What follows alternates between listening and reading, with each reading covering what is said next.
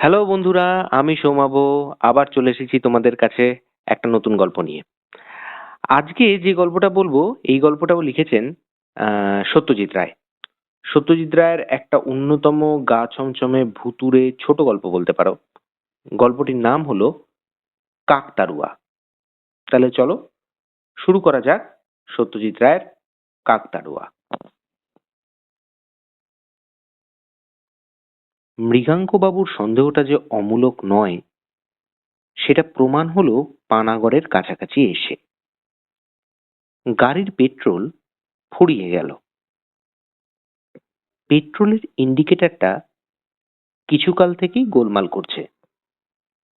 সে কথা আজও বেরোবার মুখে ড্রাইভার সুধীরকে বলেছেন, কিন্তু সুধীর গা করেনি।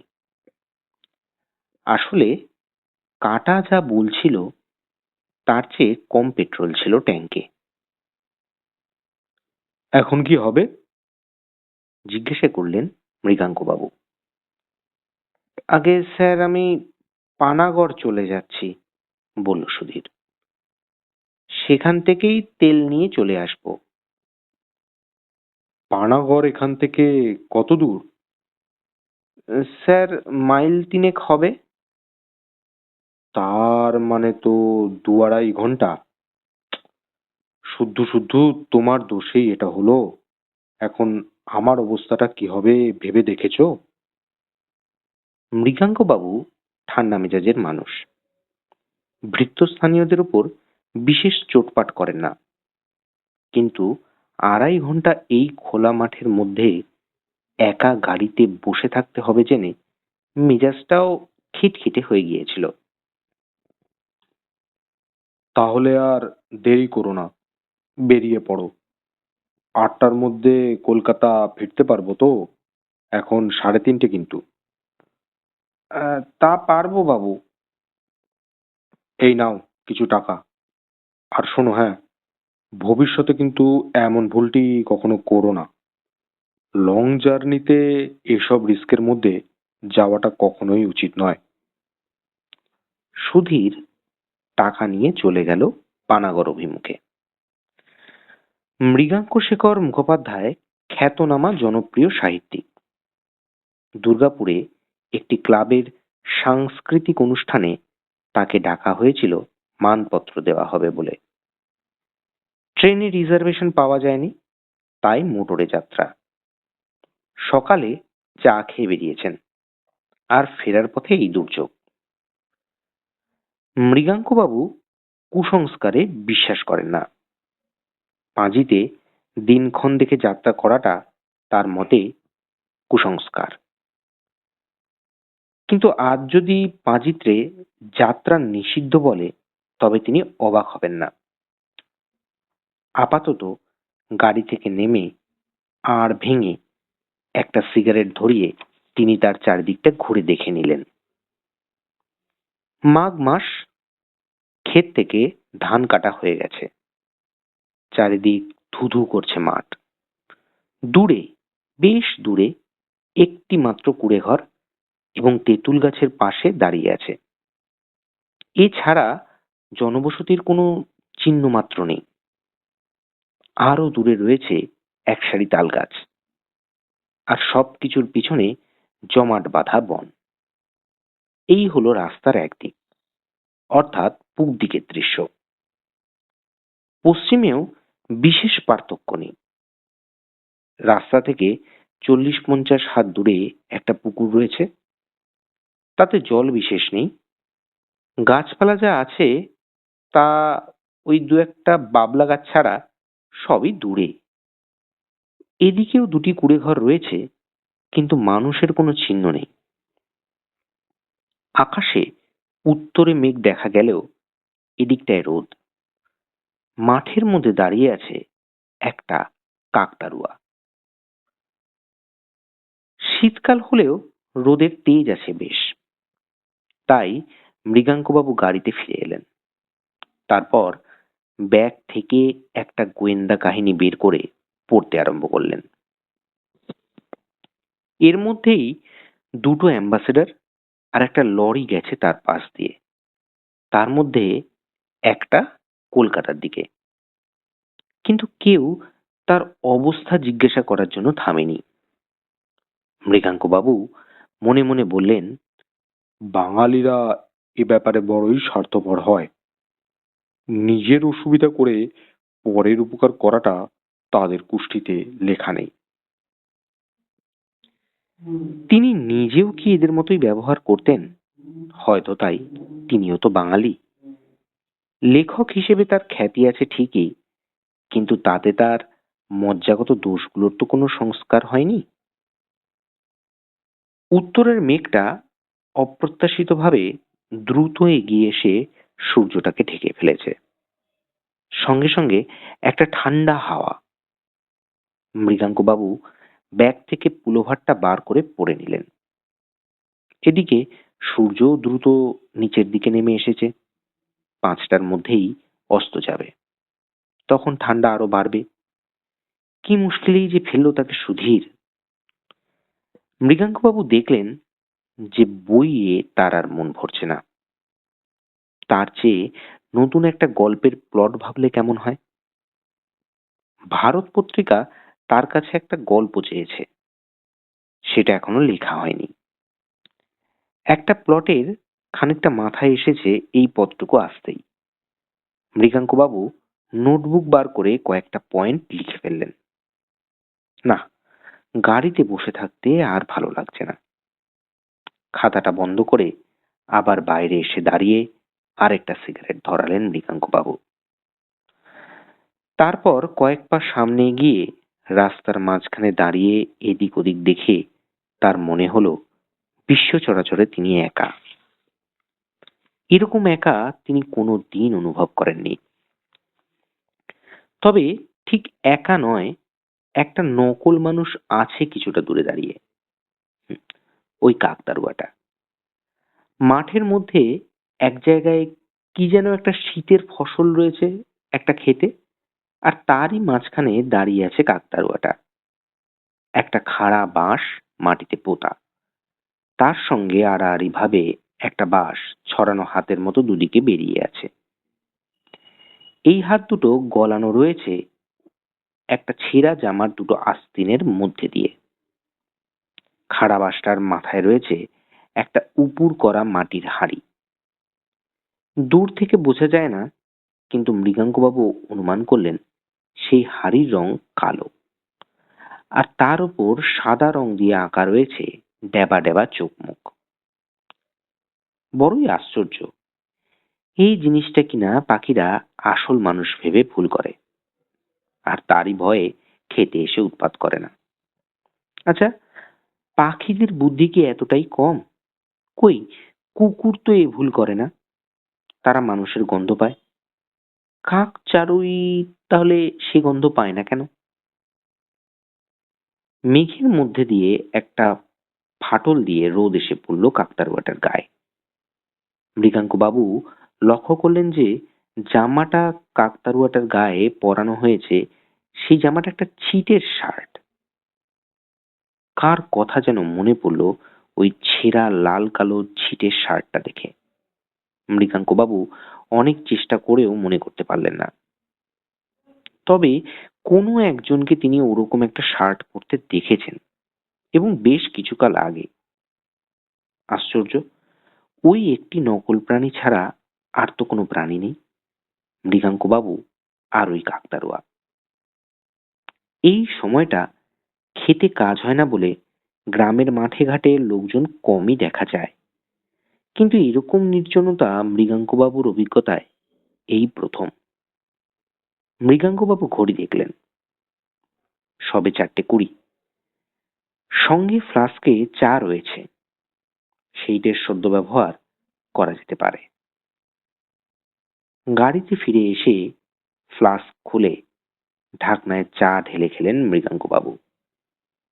শরীরটা একটু গরম হলো। কালো মেঘের মধ্যে ফাঁক দিয়ে সূর্যটাকে আরেকবার দেখা গেল। কাকতাড়ুয়াটার গায়ে পড়েছে লালচে রোদ। সূর্য দূরের তালগাছটার মাথার কাছে এসেছে। আর মিনিট পাঁচেকেই হয়তো অস্ত যাবে।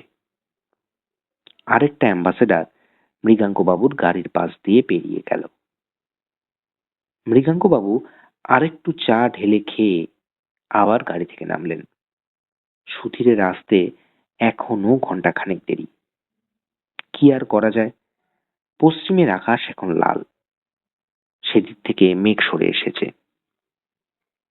চ্যাপ্টা লাল সূর্যটা দেখতে দেখতে দিগন্তের আড়ালে চলে গেল।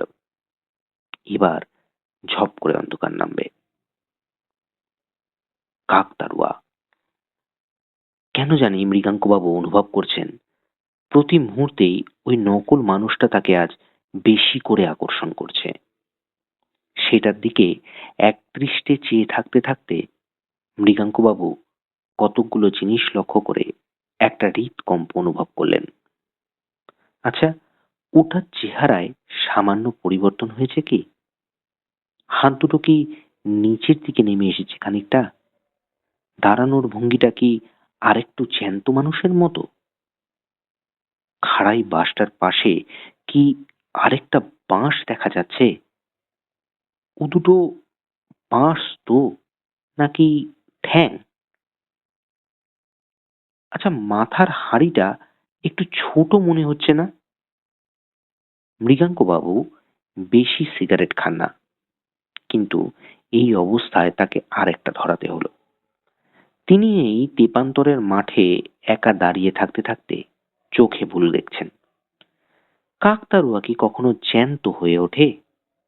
কখনোই না। কিন্তু মৃগাঙ্কবাবুর দৃষ্টি আবার কাকতাড়ুয়াটার দিকেই গেল।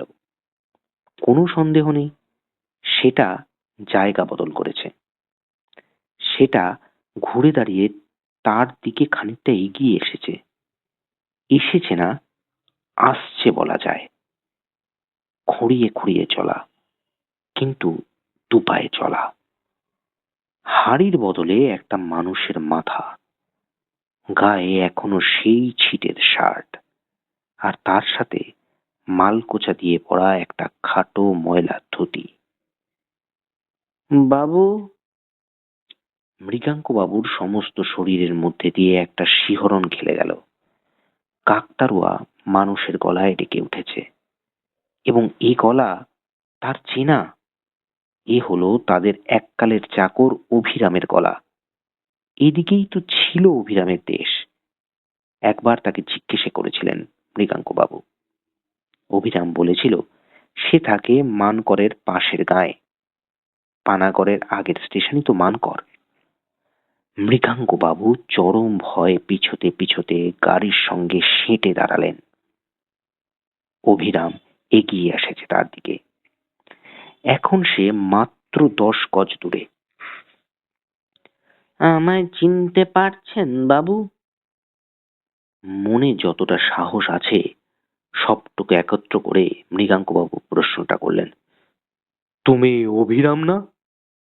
একদিন পরেও আপনি চিনেছেন বাবু? মানুষের মতোই দেখাচ্ছে অভিরামকে, তাই বোধহয় মৃগাঙ্কবাবু সাহস পেলেন। বললেন, তোমাকে চিনেছি তোমার জামাটা দেখে। এ জামা তো আমিই তোমাকে কিনে দিয়েছিলাম। আগে বাবু, আপনি দিয়েছিলেন।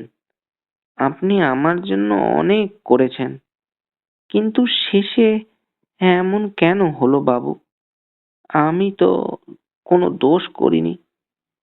আপনারা আমার কথা বিশ্বাস করলেন না কেন? মৃগাঙ্কবাবুর মনে পড়ল 3 বছর আগের ঘটনা। অভিরাম ছিল মৃগাঙ্কবাবুদের 20 বছরের পুরনো চাকর। শেষে একদিন অভিরামের ভীমরতি ধরে। সে মৃগাঙ্কবাবুর বিয়েতে পাওয়া সোনার ঘড়িটা চুরি করে বসে। সুযোগ আর সুবিধা দুই ছিল অভিরামের। অভিরাম নিজে অবশ্য সেটা অস্বীকার করে, কিন্তু মৃগাঙ্কবাবুর বাবা ওঝা ঢাকিয়ে কুলোতে চাল ছুঁড়ে মেরে প্রমাণ করিয়ে দেন যে অভিরামই চোর। ফলে অভিরামকে ছাড়িয়ে দেওয়া হয়। অভিরাম আবার বলল, আপনাদের ওখান থেকে চলে আসার পর আমার কি হলো জানেন? আর আমি চাকরি করিনি কোথাও, কারণ আমার কঠিন ব্যারাম হয়, উদুরি। টাকা পয়সা নাই, না ওষুধ, না পথ্যি, সেই ব্যারামই আমার শেষ ব্যারাম। আমার এই জামাটা ছেলে রেখে দেয়, সে নিজে কিছুদিন পরে, তারপর সেটা ছিঁড়ে যায়, তখন সেটা কাকতাড়ুয়ার পোশাক হয়, আর আমি হয়ে যাই সেই কাকতাড়ুয়া। কেন জানেন? আমি জানতাম একদিন না একদিন আপনার সঙ্গে আবার দেখা হবে। আমার প্রাণটা না ছটফট করছিল জানেন। হ্যাঁ, মৃত লোকেরও প্রাণ থাকে। আমি মরে গিয়ে যা জেনেছি সেটা আসলে আপনাকে বলতে চাইছিলাম। সেটা কি অবিরাম? বাড়ি ফিরে গিয়ে আপনার আলমারির নিচে পিছন দিকটায় খোঁজ করবেন। সেইখানেই আপনার ঘড়িটা পড়ে আছে এই ৩ বছর ধরে। আপনার নতুন চাকর ভালো করে ঝাড়ু দেয় নাকি না, তাই সে দেখতে পায়নি। ওই ঘড়ি পেলে আপনি জানবেন অবিরাম কোনো দোষ করেনি। অবিরামকে আর ভালো করে দেখা যায় না। এদিকে সন্ধে নেমে এসেছে। মৃগাঙ্কবাবু শুনলেন অবিরাম বলছে, এতকাল পরে নিশ্চিন্ত হলাম বাবু। আমি আসি, আমি আসি, আসি। মৃগাঙ্কবাবুর চোখের সামনে থেকে অবিরাম অদৃশ্য হয়ে গেল। তেল এনেছি বাবু। সুধীরের গলায় মৃগাঙ্কবাবুর ঘুমটা ভেঙে গেল। গল্পের প্লট ফাঁদতে ফাঁদতে কলম হাতে গাড়ির মধ্যে ঘুমিয়ে পড়েছিলেন তিনি। ঘুম ভাঙতেই তার দৃষ্টি চলে গেল পশ্চিমের মাঠের দিকে। কাকতাড়ুয়াটা যেমন ছিল তেমনই ভাবে দাঁড়িয়ে আছে। বাড়িতে এসে আলমারির তলায় খুঁজতেই ঘড়িটা বেরিয়ে পড়ল। মৃগাঙ্কবাবু স্থির করলেন ভবিষ্যতে আর কিছু চুরি গেলেও কখনো ওঝার সাহায্য আর নেবেন না। বন্ধুরা, শেষ হলো তাহলে আজকের গল্প কাকতাড়ুয়া। তোমাদের কেমন লাগলো অবশ্যই বলো। ভালো লাগলে অবশ্যই লাইক করো, শেয়ার করো, কমেন্ট করো। কি করলে আরো ভালো হতে পারে সেটা কমেন্ট করে জানিও। আর অবশ্যই সাবস্ক্রাইব করো। তোমাদের সাবস্ক্রিপশন ছাড়া এটা তো এই চ্যানেল বেশি দূর তো এগোতে পারবে না। তোমাদের সাপোর্টটা খুব দরকার। প্লিজ সাপোর্ট করো, শেয়ার করো, আরো বেশি করে সাবস্ক্রাইব করতে বলো। আজকের মতো আসি।